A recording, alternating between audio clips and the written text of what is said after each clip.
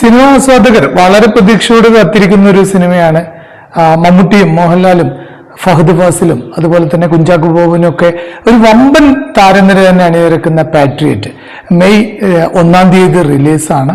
ഈ സിനിമ മറ്റൊരു 2020 സിനിമ ആയിരിക്കുമോ എന്നൊരു പ്രതീക്ഷയിലാണ് ആളുകൾ കാത്തിരിക്കുന്നതെന്ന് എനിക്ക് തോന്നുന്നു.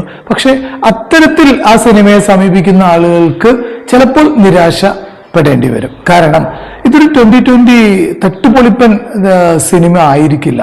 മഹേഷ് നാരായണൻ എന്ന സംവിധായകൻ ഇതിന്റെ പുറകിലുള്ളത് കൊണ്ട് തന്നെ ഈ സിനിമ ഒരിക്കലും അത്തരത്തിൽ എന്താ പറയുക ലോജിക്കുകളൊന്നും വരാത്ത ഒരു സിനിമ ആയിരിക്കില്ല. കൃത്യമായ ലോജിക്കുള്ള കൃത്യമായ ഒരു സിനിമ പറയേണ്ട രീതിയിൽ അതിൻ്റെ നല്ല വശങ്ങളിലൂടെ സിനിമ പറയുന്ന ഒരു സംവിധായകനാണ് മഹേഷ് നാരായണൻ. അദ്ദേഹത്തിന്റെ കയ്യൊപ്പുള്ള സിനിമ എന്നുള്ളതുകൊണ്ട് തന്നെ ടേക്ക് ഓഫ് പോലുള്ള അത്യാവശ്യം കാമ്പുള്ള ഒരു സിനിമയായിരിക്കും, അത്യാവശ്യം തിരക്കഥ കെട്ടുറപ്പുള്ള ഒരു സിനിമയായിരിക്കും.